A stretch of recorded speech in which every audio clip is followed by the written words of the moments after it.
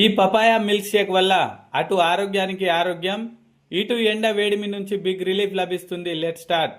చిన్న చిన్న ముక్కలుగా కట్ చేసుకున్న పపాయా ముక్కలను మిక్సీ జార్లోనికి తీసుకొని హాఫ్ కప్పు షుగర్, నీళ్లు, కాచి చల్లార్చి ఫ్రిడ్జ్లో ఉంచిన చిల్డ్ పాలు పోసుకోండి. అందులోనికి 5-6 ఐస్ క్యూబ్స్ తీసుకోండి. అలాగే 2 స్పూన్ల ఐస్ క్రీమ్ తీసుకోండి. ఇప్పుడు మిక్సీ జార్ మూత పెట్టి హై స్పీడ్ మీద స్మూత్గా బ్లెండ్ చేసుకోండి. అంతేనండి, మనకు కావలసిన పపాయా మిల్క్ షేక్ రెడీ అయిపోయినట్లే. ఆ తర్వాత జ్యూస్ గ్లాస్లో జ్యూస్తో నింపేయండి. ఆఖరిగా పైన కొన్ని పపాయా ముక్కలు తీసుకోండి.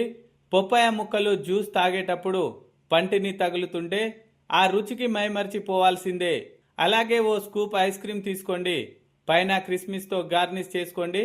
చాలా ఈజీ రెసిపీ, మీరు ఎప్పుడు చేసినా చాలా ఎంజాయ్ చేస్తారు.